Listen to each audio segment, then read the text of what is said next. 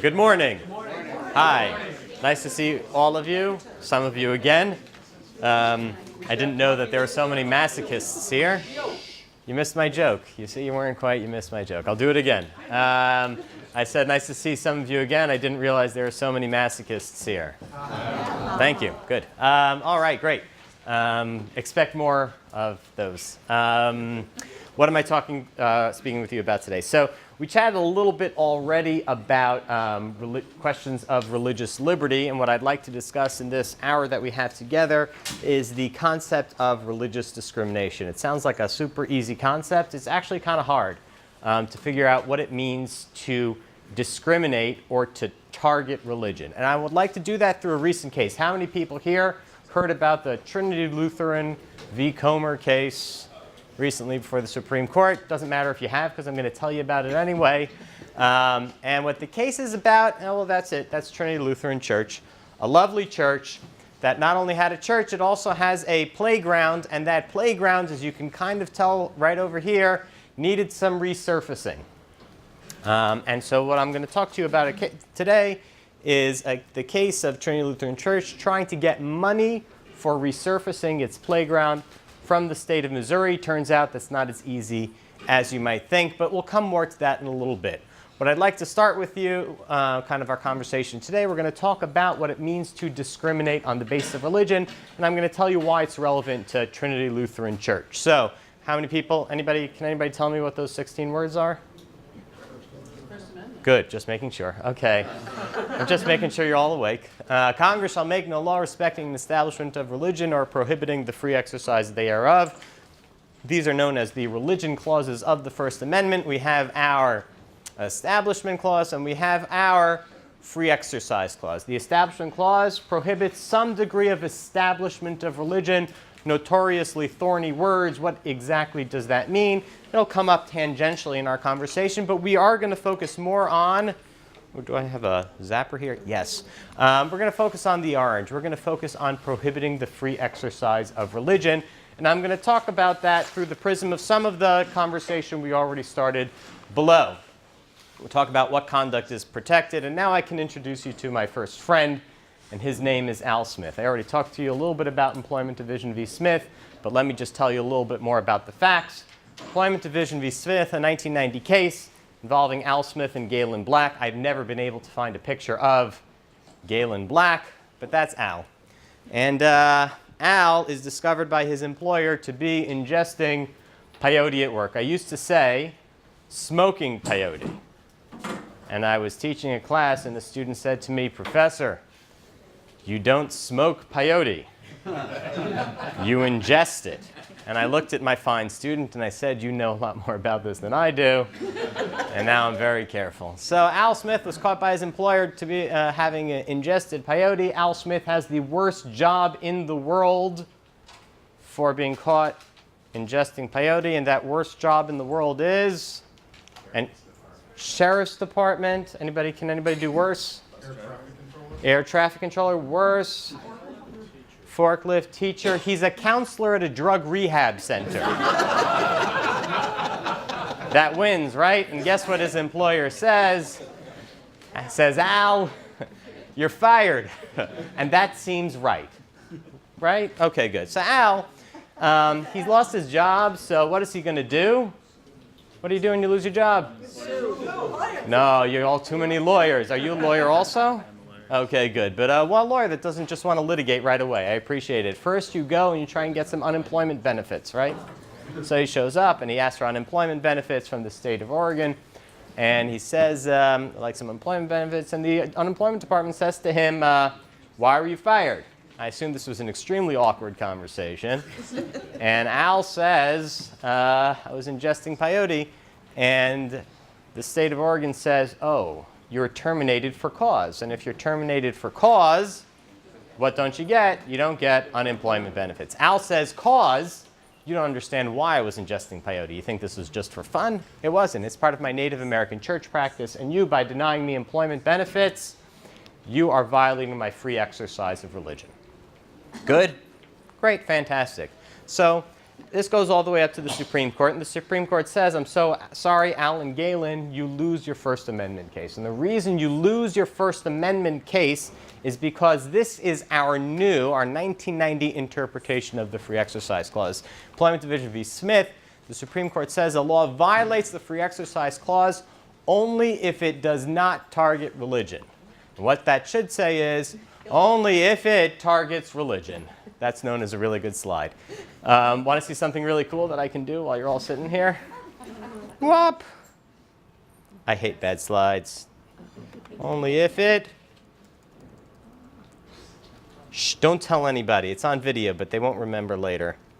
Targets religion. Fantastic. Good, we're still there. Al's still with us, and only if it targets religion.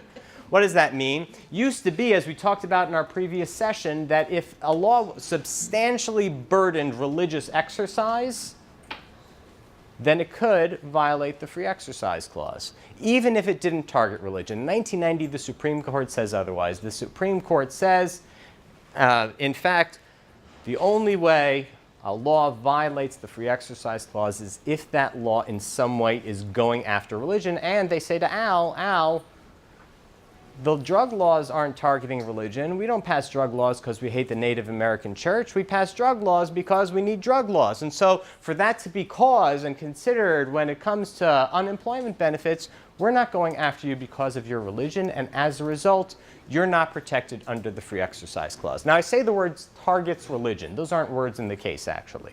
That's just like a shorthand for it. What the Supreme Court actually says, if the law is facially neutral and generally applicable, those are the lawyer words, facially neutral and generally applicable, then the law's okay. And the question is, what do those words mean? So when we think about these two things, one thing we think about facial neutrality.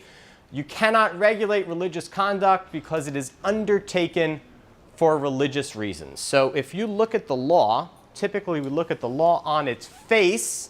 If we look at the law, does it on its face, when you look at it, look like it's going after religion? That's the first question we ask. And then we ask the second question, general applicability.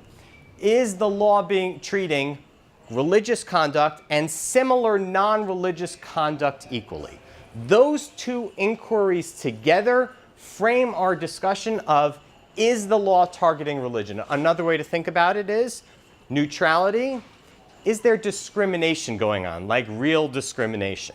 And general applicability, maybe you're not really discriminating, but if you thought about it for a second, you're treating religious conduct and non-religious conduct that are doing the same thing, you're treating them differently. And so if I think not at what motivated you to pass the law, but instead the way you think about the religious conduct and non-religious conduct, it actually amounts to the fact that you're in some way targeting religion. These are the two things that the Supreme Court highlights in terms of thinking about how the free exercise ought to work. If a law is facially neutral and generally applicable, you're good to go. What I'd like to think about today is, what does this concept of targeting religion, discriminating against religion, how do we know when a law is discriminating against religion? So let's play a little bit of a game. I think we've chatted about it a little bit already. How many people remember the 2011 proposed circumcision ban? Anybody? Anybody? Raise your hands high and proud. By the way, I ask people to raise their hands not because I care about the response, but because if you're moving, the odds of you're sleeping are way lower. Okay, great. It's too cold. I didn't want to say anything. Okay, fine. Here we go. So this is what the 2011 San Francisco tries to put on the ballot, a circumcision ban. And here's what the text of the circumcision ban says. It says it is unlawful to circumcise, excise, cut, or mutilate the whole or any part of the foreskin, testicles, or penis of another person who has not attained the age of 18 years, and the penalty for doing so, had this ban been actually enacted into law, would have been a fine not to exceed $1,000 and or imprisonment in the county jail for a period not to exceed 1 year. Wasn't funny when it was going to be on the ballot. When it was, my dad, sometimes I tell this story, my father is a retired Jewish history professor.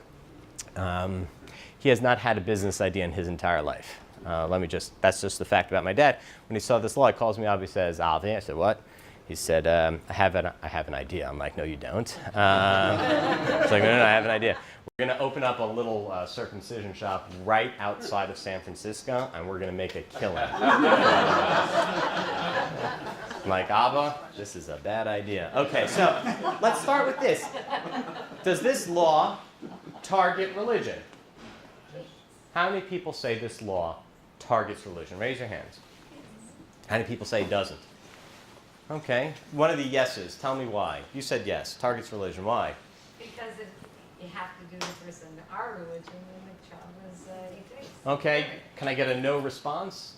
Why not? Many people have their children circumcised for no religious reason whatsoever. They believe it's healthy. Okay, anywhere, let's think about facial neutrality, right? Yeah, but there's an age point there, which is why it is targeting Jews because of the age limit. They don't care if you do it after 18. Why do you think they pick 18? Okay, good. All right, so you answered your own question. Good, fantastic. Anywhere, does this mention religion anywhere, this law? Now, this was one of the funny things. You look at this law and you're like, on its face, it appears to be neutral. Nothing about this thing. And so if we just thought about in terms of facial neutrality, right, the first Employment Division v. Smith way of thinking about things, it looks like this law should be good to go under the free exercise clause. If you think of general applicability, it applies to all circumcisions. Not clear what the analogous conduct that they're not considering would be. This law looks like under the First Amendment that it would be good to go. So lesson number one, laws that we think are deeply problematic given our faith commitments might be okay under the First Amendment. Now, when this came out, I think a lot of people learned it's a little bit more yeah, go ahead. So, but I mean, the facial neutrality point I get, but on the second point, which is the analogous conduct. I mean, yeah, sure. You know, there is other. What do you have in mind? Ear piercing.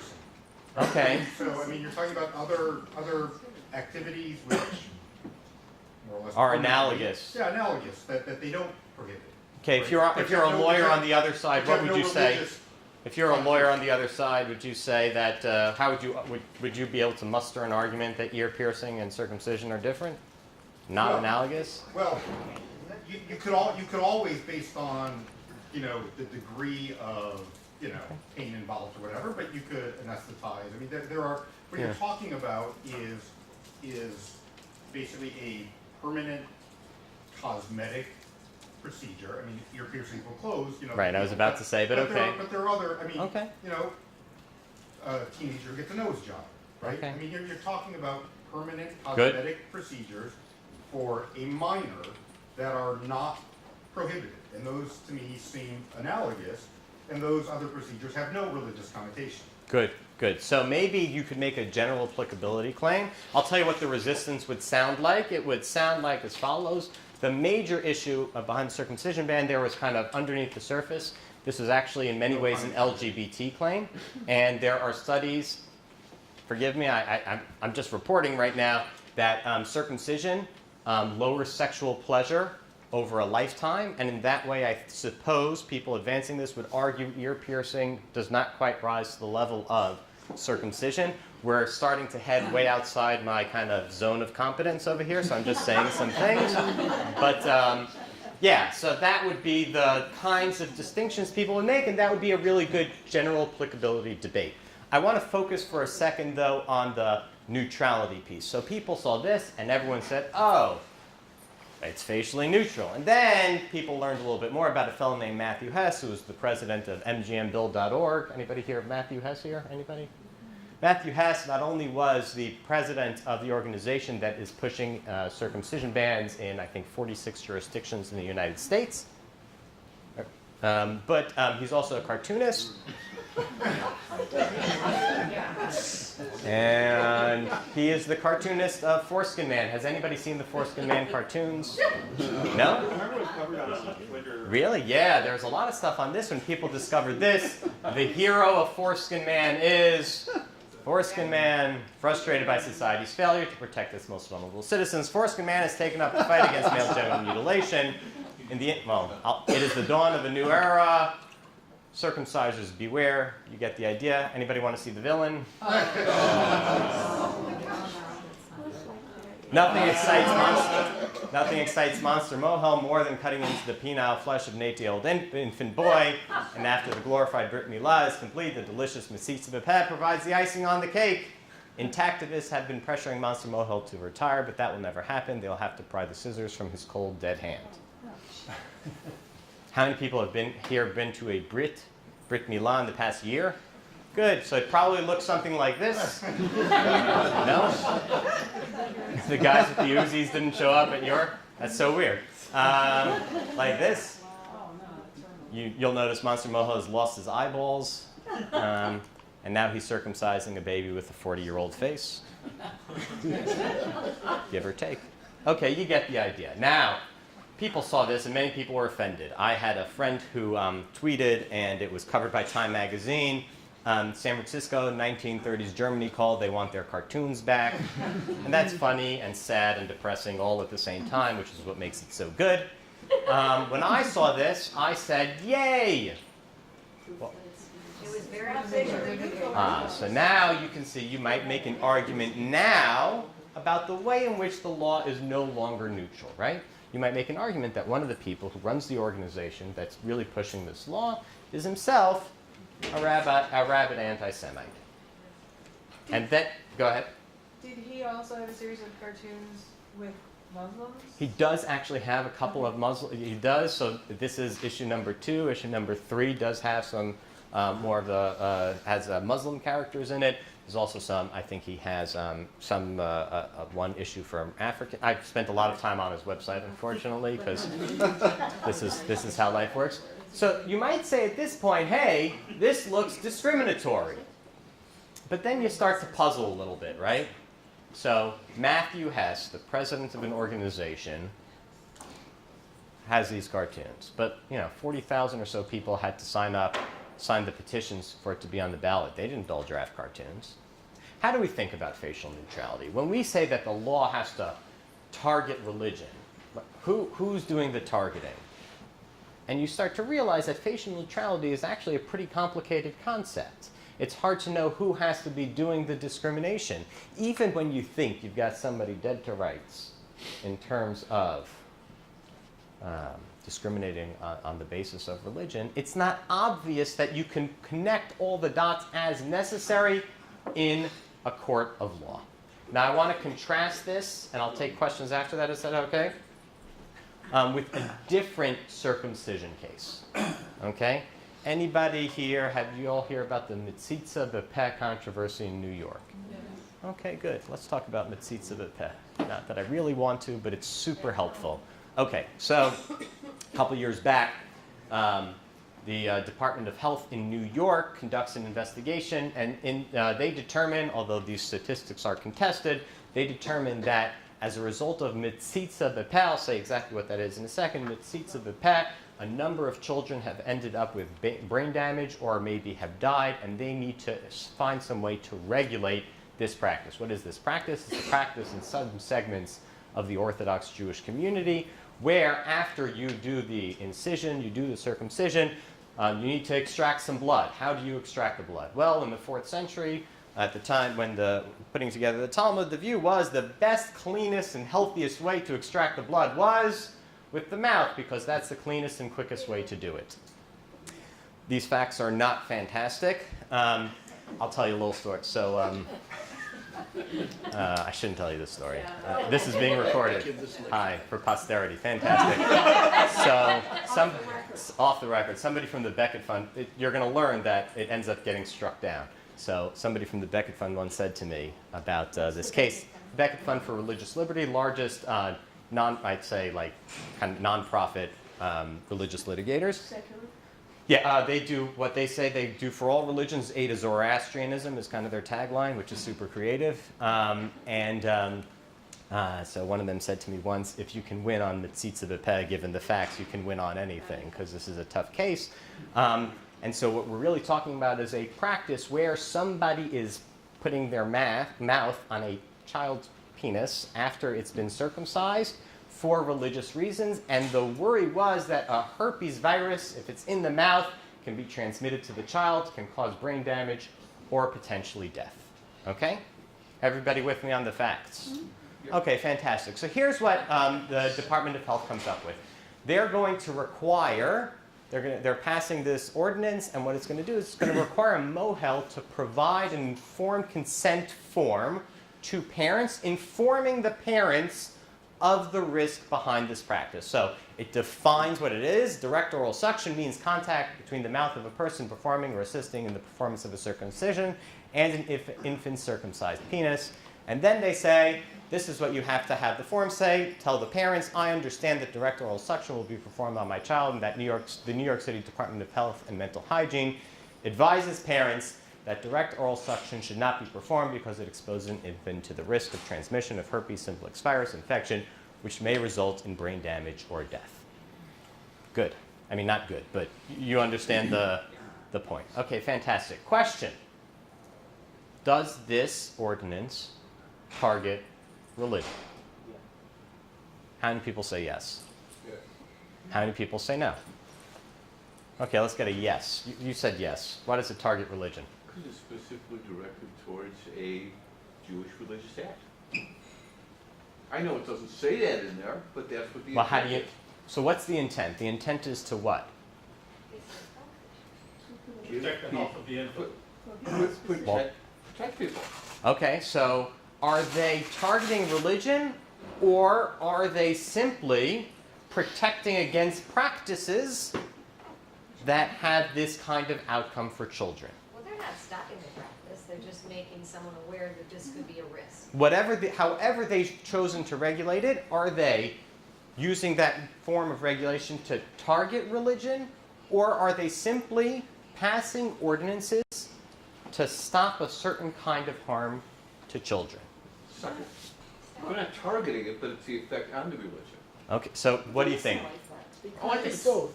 How many people think this should pass under the... How many people think that this is constitutional? How many people think it's not constitutional? Well, I want to get some no's. Go ahead. Why not? Me? Yeah, sure, why not? Directly targeting religion. I mean, if you take a look at the city council discussions, I'm sure at some point they said, this is happening in Jewish synagogues, this is happening with Moyles, and we have to do something about this Jewish practice.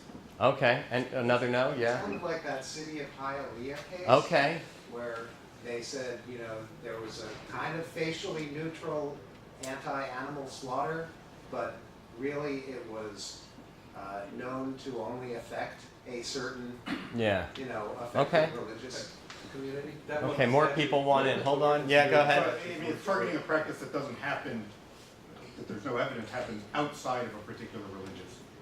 Yeah, so this is a fun little. I'm gonna just hold off. I see a lot of people want in. This is a fun little puzzle. I mean, it's not a fun little puzzle, but you can see how it's a little puzzle. How do you want to deal with this case? If you have a particularly problematic, let's not speak about this. Let's just speak in generalities for a moment. You have a problematic religious practice, and you want to regulate it. When you regulate it, does that mean you're targeting religion, or does that mean that you're just trying to stop a certain type of harm, which coincidentally exists in this religious practice? So when this went before the courts in New York, so the district court said, hey, this is perfectly fine. The plaintiffs, however, do not point to specific conduct that the Board of Health could practically have regulated, but did not. Moreover, plaintiffs do not demonstrate that the risk posed by any such particular regulable conduct is comparable to the risk posed by MVP. It's mitzitza bepad. It's a wonderful, by the way, litigation tactic. Turn it into an acronym. It sounds much better. And so the district court says, what do you mean? It's generally applicable. There's nothing else that is of similar severity, analogous secular conduct that the Department of Health ought to have regulated. And so you can't say to me, we're only going after religion. We're going after anything that is this kind of severe conduct. And so there's no discrimination here. It's generally applicable. The Second Circuit said not so much. They said the regulation is not neutral because it purposefully and exclusively targets a religious practice for special burdens. And the regulation is not generally applicable either because it is under-inclusive in relation to its asserted secular goals. You could have covered other things. The regulation pertains to religious conduct associated with the small percentage of HSV infection cases among infants, while leaving secular conduct associated with a larger percentage of such infection unaddressed. What's Court- secular conduct? Court of Appeals wants to know, why aren't you holding hearings about all the transmission of the HSV infection? You chose like 0.01%. Why are you going after only that? If you really care about the spread of HSV, we have a lot of things you ought to talk about. You should talk about all the various, this is again outside my wheelhouse, but evidently there are other ways in which this virus is spread that the Department of Health is not regulating. Now, just to be clear, once you target religion, it's discriminatory, so to speak, under the First Amendment, then we subject it to strict scrutiny. So if you have to target religion, if it is the least restrictive means to achieve a compelling government interest, like we talked about in the last section, the last panel, the only way to achieve something important, it can still be constitutional. And so the Court of Appeal says, you know what, we're not going to talk about that. We're going to send that back to the district court.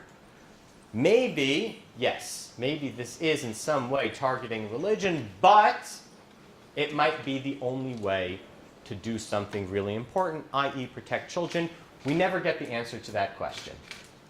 And the reason we never get the answer to that question is because de Blasio becomes mayor and they come up with a new way to actually work with the Jewish communities, the relevant Jewish communities, in order to try to regulate this kind of practice, because as it turns out, this informed consent thing, people still weren't talking when things happened, and so it really didn't actually help regulate that much. What they really needed was buy-in from the Jewish community, which is what de Blasio ended up working on. Okay, good. What I've tried to do so far is the following. I've tried to start with a very simple proposition. Under the First Amendment, you cannot discriminate against religion. You cannot target religion. Question, what does it mean to target religion? What does that concept mean? And we've already noted some challenges. When it comes to neutrality, sometimes it's hard to know. Who do we care about? And when it comes to general applicability, what are we going to include? What happens when we have problematic conduct within a religious community? If we go after that particular conduct, is that still generally applicable? Do we view that as, oh, you're targeting a religious practice? Or do we say, no, you're simply going after conduct that has a certain kind of risk? Okay. I'd like to kind of push this one step further. So there's another way in which this question of what counts as targeting or discrimination comes up. And let me tell you a little bit about it. So we've got a case, 2004 case Locke v. Davey. Let me tell you a little story. The state of Washington creates a Promise Scholarship Program. Here's how the Promise Scholarship Program works. If you graduate from a Washington public or private high school, you have high academic performance, your family income is less than 135% of the state's median, and if you enroll at least half-time in a post-secondary institution in the state of Washington, you could receive a scholarship from the state of Washington. Sounds great, right? Who could be against that? There was one other restriction. No aid shall be awarded to any student who is pursuing a degree in theology. Okay? Question, as I'm sure you've all realized, does this count as discriminating against religion? Of course. Well, Of course. but do you get the problem of establishment of religion? Let's start with some hands. I just want to take the temperature of the room. How many people think that this is constitutional? It's different than the question you asked. I'm sorry. How many people think it's unconstitutional? I know, I'm baking in the Establishment Clause piece of it. I appreciate I just want to thank you for noticing what I'm doing. Okay, good. Now, this wasn't so surprising that you would have this law in the state of Washington. The reason why people weren't shocked by it is because Washington also had the following law in its state constitution: no public money or property shall be appropriated for or applied to any religious worship, exercise, or instruction, or the support of any religious establishment. And this is what's known as a mini Blaine Amendment. How many people here have heard of a Blaine Amendment? Anybody? No? Okay, let's do some history. That's James Blaine. Looks like a good guy. He wasn't. 1875, he tries to pass a federal amendment, and the amendment says, please trust me, there's a lot of text over there, no money to religion ever, full stop, no sectarian institutions. You ask historians, they will tell you certainly that the federal Blaine Amendment was the result of certainly anti-Catholic animus in the late 19th century. This is from a concurring opinion from Justice Thomas. Consideration of the amendment arose at a time of pervasive hostility to the Catholic Church and to Catholics in general. It was an open secret that sectarian, which is language in the statute, was code for Catholic. This is a friend of mine, Professor Richard Garnett at Notre Dame. Horace Mann and his followers used with common schools to impose on Catholic immigrants and other religious minorities the non-sectarian value of the de facto Protestant establishment. This is kind of the debates going on in the late 19th century. The federal Blaine Amendment fails. But guess what? States can do what they want. So well over half the states have Blaine amendments. And those amendments say the same thing that I just showed you in Washington. So people weren't surprised when they saw this exclusion in the scholarship program in the state of Washington, because the state of Washington had a general rule: money's not going to religion or religious institutions. And a fellow, well, I showed you his picture a minute ago because I like pictures of people, Joshua Davey, he wanted the scholarship, and there was just one problem with his getting the scholarship. He qualified on all other grounds. He wanted to pursue a degree in theology. Okay, so issue number one the court had to deal with was, well, wait a minute. That little mini Blaine Amendment seems like it's connected to the big Blaine Amendment, the federal Blaine Amendment, and how should we think about that? Does that mean that this is not neutral? Everyone at the time agreed that under the Establishment Clause, providing the scholarship was okay. I don't want to talk about that. That's a little bit of a side point, but trust me, everyone said, under the Establishment Clause, you could give him the scholarship that he would then use on the to pursue a degree in theology. And part of that's because it's not directly to the religious institution. Part of it is because it was generally available. Everyone agreed that you could give Joshua Davey the scholarship without violating the Establishment Clause. The question was the state of Washington allowed to withhold it? Now, one reason you might say they can't is because withholding it derives from 19th century discrimination. There was another reason. Another reason that people kind of puzzled about was this concept of play in the joints. You don't even want to know how long I looked for an image of play in the joints. Google Images didn't help me, so you're about to see some absolutely awful graphics that I hope are pedagogically useful. Here's the Establishment Clause. Isn't it pretty? The Establishment Clause prohibits government from doing certain kinds of things. But what happens as you start to move outside of the Establishment Clause? So the federal Establishment Clause says you can't give religion this, you can't give religion that, you can't give it that. But what happens when you move outside of it and a state still wants to say, we still don't want to give that money to religion? Do we say that as soon as the Establishment Clause says, oh, we no longer apply, you're allowed to give that money, does that mean if a state says we're still not giving it, they're automatically discriminating against religion? The moment you step outside of the Establishment Clause says, oh, state, you can give that money. If a state refuses to do so, what are they doing? They're not required to withhold that money. And if they're not required to withhold that money and still do, one view is that's automatically discrimination on the basis of religion. You could give the money, why aren't you? Because it's religious, we call that religious discrimination. There's another view. The other view is that there is play in the joints, that there's an Establishment Clause and a Free Exercise Clause, and that there's this ugly circling box in the middle that we call some sort of like constitutional demilitarized zone. In the middle over here, it's possible that you have an Establishment Clause that says, state, you can't give money, can't give money. But if a state decides, don't take a picture of that slide, it's really ugly. If a state chooses not to give money, even when they're allowed to, but they still choose to do so, that doesn't automatically mean that you violated the Free Exercise Clause. Because even if if I'm allowed to give that money, but I feel like for establishment reasons, my state feels like it's a bad thing to do, that might not be religious discrimination.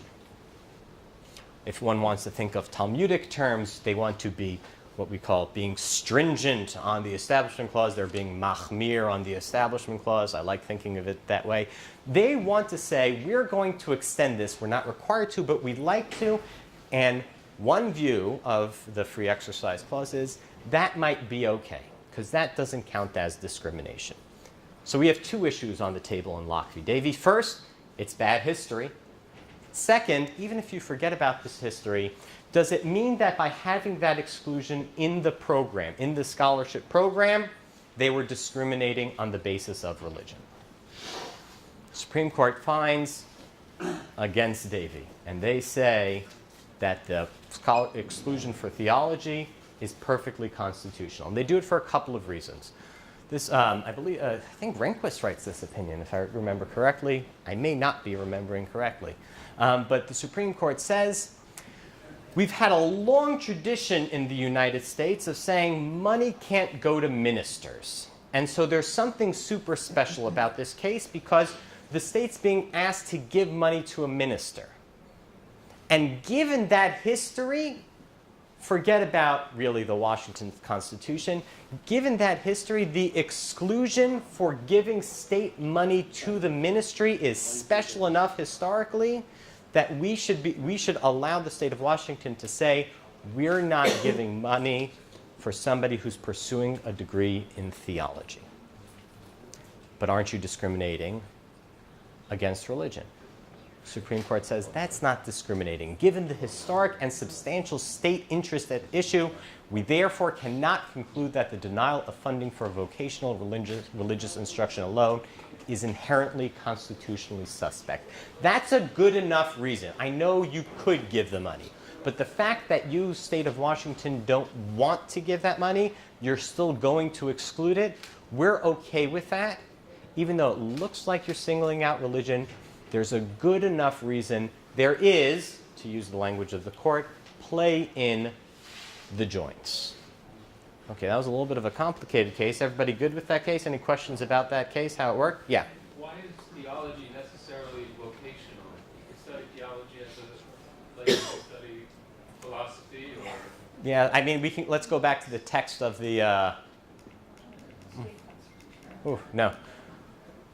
No aid shall be awarded to any student who's pursuing a degree in theology. So I guess maybe that's right. Maybe there was some, I can't tell you why there was an assumption that it was, maybe it's because it's a degree in, and therefore it didn't feel quite as theoretical, or it prepared you for the ministry, and therefore you could become a minister in that way. And maybe there's a gap. I wonder. I'll already think, and I wonder if I hear you thinking of like parallels in other faith traditions where you'd just be... I was just thinking, what if the state would have said we're only giving scholarships to people in the STEM field? Because Yeah. that's a value to us. Right. And no humanities majors. Right, so that would be okay, certainly, as a provision. Here, though, they single out theology, and certainly, at least the way in which the Supreme Court opinion is drafted, they sure thought we were dealing with people who were going to some sort of vocational religious instruction, where they thought that it was to some sort of end, and therefore looked like the ministry enough where the state had a problem with it, and where they were able to link that to the history of the United States, where there's plenty in the historical record how kind of the first non-establishment steps were to prohibit tax dollars from going to support particular ministers. Yeah. I don't see how anyone could say that's prohibiting free religion, because you don't have to pay for somebody to practice their religion. And that's basically what people who say, oh, it's discriminatory, they're asking a state to pay for someone to be religious. You can always practice your religion. So, in 1963, case Sherbert v. Werner, there the Supreme Court says, in the context of unemployment benefits like the Al Smith case, that we're not willing to make distinctions between whether or not we're taking something away from somebody or giving it to somebody. Once we make a government benefit available and we single out religion, that's going to count as, let's call it, discriminating against religion, is how it's been adopted into the case law. So the fact that you're not paying for it, true, but it's like, in those movies where, like, somebody needs to volunteer and like everyone takes a step back and one person's left forward. In that same way, if you give everybody something and you leave one person hanging, it starts to look discrimination whether it's one person stepping forward or everyone stepping back. At least that we don't no longer think of that in terms of the case law as something that a state is allowed to do. I'm going to run on because I see I'm running out of time. Is that okay? I'll remember the question, write it down. I'll come back. You asked me a really good question last time, so I'd like to hear your question. Okay, good. All right, so Locke v. Davey, 2004, is lurking in the background for this recent Trinity Lutheran case before the Supreme Court. And so let me tell you another little story. Here we have something else. We have another grant program.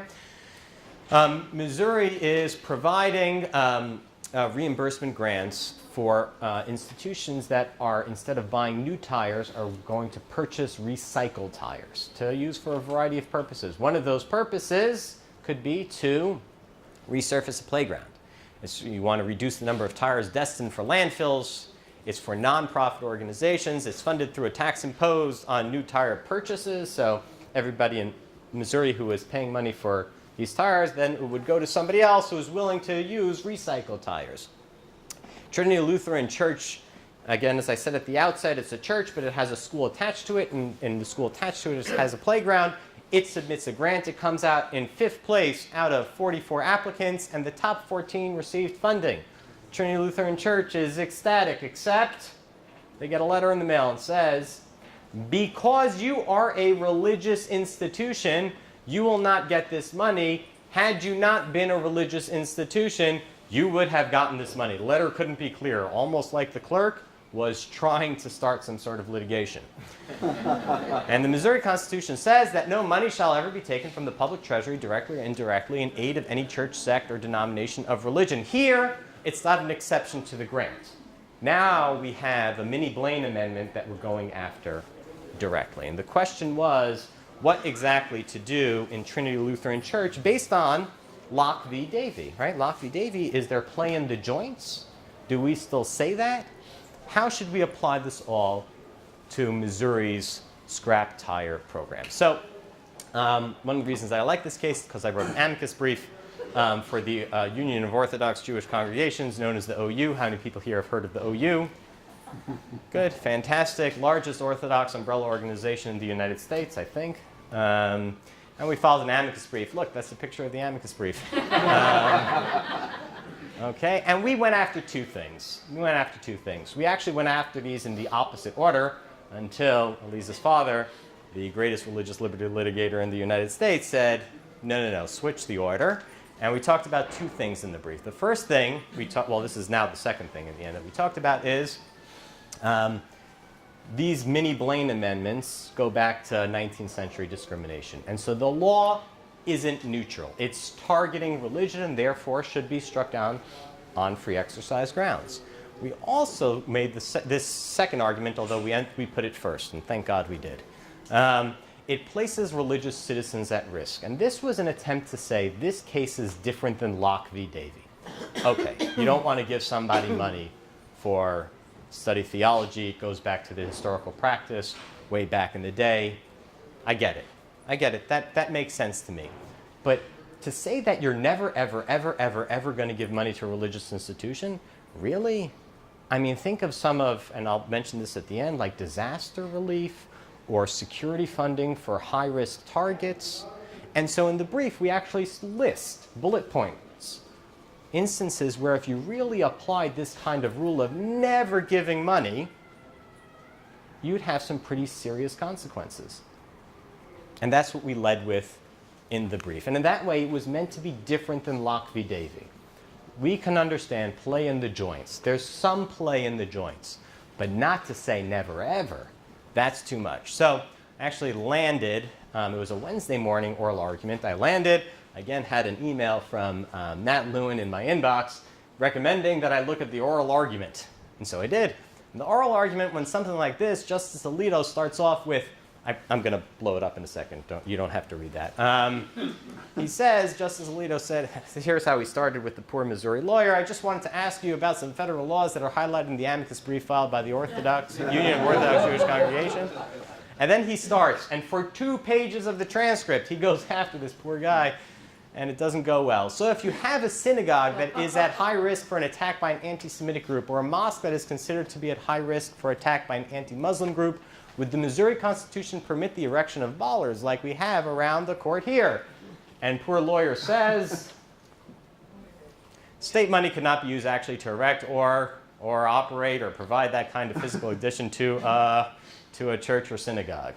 This was a terrible answer. This was the attorney for the state of Missouri explaining that if like terrorists are surrounding a synagogue, the state would have to say, I'm so sorry, we wish we could do anything, but the state constitution says we're just going to watch them open fire. That couldn't be the case. In fact, like a couple hours later, this was posted in the National Review in Trinity Lutheran. One question exposed Missouri's historical hostility to religion, and it was this question. And everybody who watched this oral argument knew at this moment, Missouri's not winning. I mean, this just simply goes too far. This is well beyond Locke v. Davey. And the question really then was going to be, so what are they going to decide? And what you got from the Supreme Court in this case was the following. Here's one way we know for sure you are discriminating. Davey was not denied a scholarship because of who he was. He was denied a scholarship because of what he proposed to do, use the funds to prepare for the ministry. Here, there is no question that Trinity Lutheran was denied a grant simply because of what it is, a church. The exclusion of Trinity Lutheran from a public benefit for which it is otherwise qualified, solely because it is a church, is odious to our Constitution all the same and cannot stand.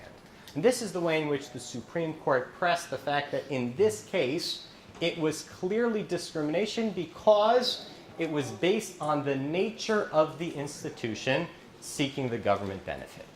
Now, here's the real question. So, like, how on earth do you apply this going forward? And the justices were all over the map as to what this might mean. This was a Justice Roberts special. He writes an opinion in a way where tons of people can sign up and find in favor of Trinity Lutheran Church. It's a the Trinity Lutheran Church wins 7-2, but nobody agrees on the rationale.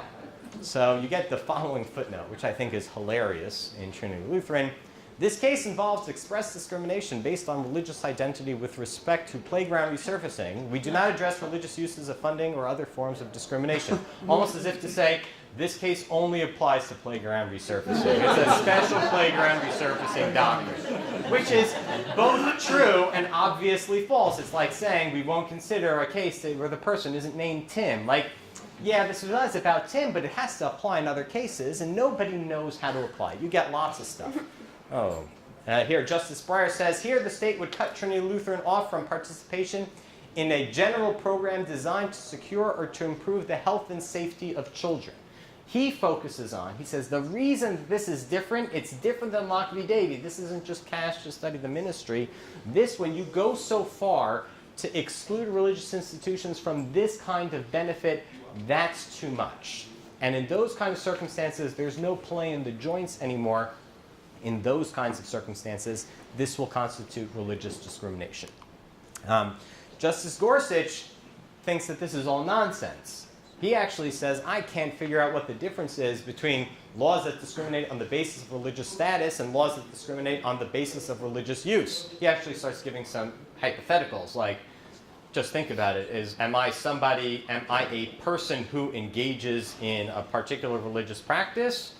Is that who I am? Or am I just a person who, is it just some sort of religious conduct? So if I regulate circumcision, am I regulating people on the basis of who they are, people who practice circumcision? Or am I just regulating circumcision? How do you know when I'm regulating identity or when I'm regulating use? These categories are terribly fuzzy. And he says, I don't actually think they make sense. I actually think we shouldn't have any distinction at all because we should always protect religious exercise, conduct. That's what the Constitution says. Justice Sotomayor is one of the two, and she says, hold on, everybody. This actually violates the Establishment Clause. You can't give this money. Now, just for the record, both parties agreed that you could give the money. Even the state of Missouri agreed to it. The Eighth Circuit agreed to it. The majority agreed to it. Okay, Justice Sotomayor thinks it isn't.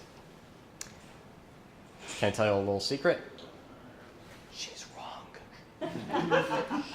But it's okay. She says you could never even give the money in the first place, and so she therefore thinks it violates the Establishment Clause. But everyone else agrees it doesn't violate the Establishment Clause. And the question is, therefore, when you're thinking about this case and thinking about this footnote up top, so how does Trinity Lutheran apply going forward? What do we mean from this case? We get it. In this case, we identified religious discrimination. But what's religious discrimination in the future? So let me just say a couple of quick things about what I think this case means. I'll say one thing about a case that's now coming out for the coming up through the federal court system. By the way, just as an aside, this is the press release from the OU, the Orthodox Union, highlighting the arguments that we've already noted. The way in which you can't target a religious institution based on its religious status, not to get a government benefit. In case you're curious, though, not all Jewish institutions were on board with Trinity Lutheran. So the Anti-Defamation League actually endorses Justice Sotomayor's dissent. And they say, we don't like where this is headed, because we think where this is headed ultimately is giving religious institutions money in violation of the Establishment Clause, and this actually worries us seriously. So it's not like all religious institutions were similarly on board. That being said, this case, well, let me tell you 4 things about this case. First thing to know about Trinity Lutheran is it's a non-discrimination case. It's you can't withhold important secular government benefits from an institution because it is religious. There's a lot baked into that. Trinity Lutheran is about money for a playground, not money for a sanctuary. And it's that you can't single out, I'm going to pull back on that in a second. So if that made you happy, you're going to be sad in a second. So you can't single out an institution not to get a secular government benefit. And this was for playgrounds. So at least Trinity Lutheran, to the extent it's limited to its core proposition, this is its core proposition. Second, there's pretty significant political impact here. A lot of Jewish organizations, a lot of faith organizations, but Jewish organizations in particular have pushed very hard for various forms of funding. I'll say something about that in bullet number 3. But to the extent sometimes you talk to legislatures and you say to them, we'd like to get, we want you to allocate some money for religious institutions, and legislatures respond by saying, no, that violates the separation of church and state, the answer is not so much. Or at least more than just what Trinity Lutheran said, it meant that the narrative of we can't ever give money was no longer true, because people know the playground case, and they know actually sometimes you can give money to religious institutions. So besides the pure legal principle is also the political impact. The third is security funding. This is a big deal, and this goes back to Justice Alito's question. One of the areas where there's been a lot of progress is security funding for religious institutions. And in light of recent events in Charlottesville and a wide variety of other things, certainly this is on the minds of a lot of faith communities.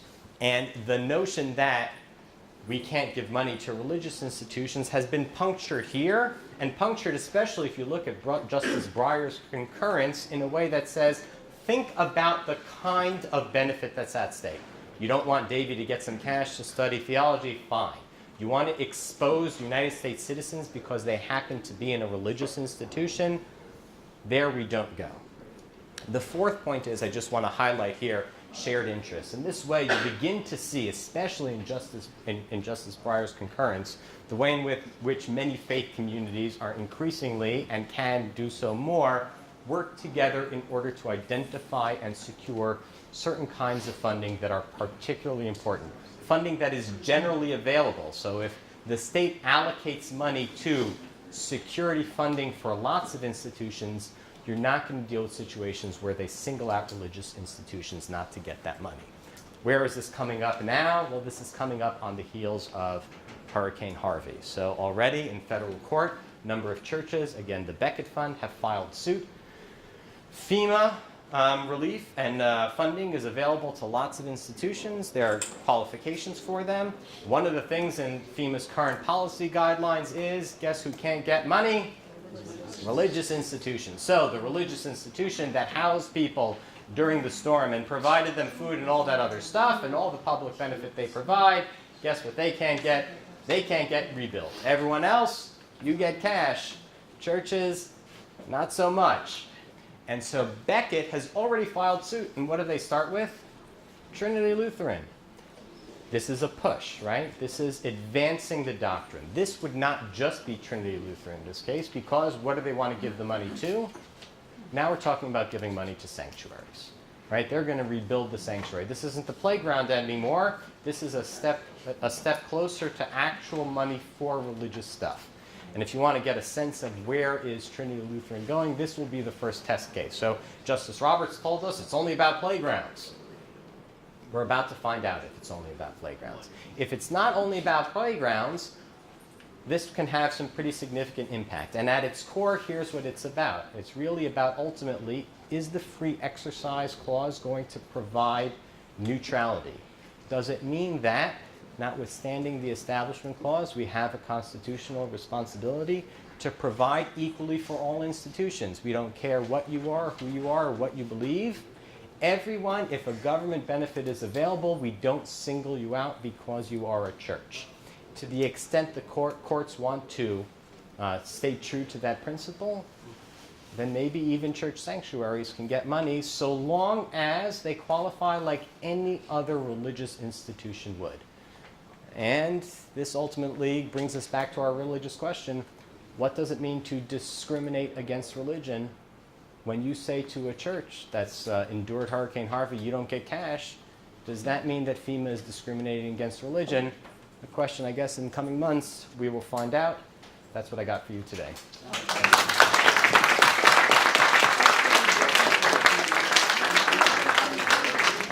I got 2 minutes for questions. Yes. I was looking forward. Okay.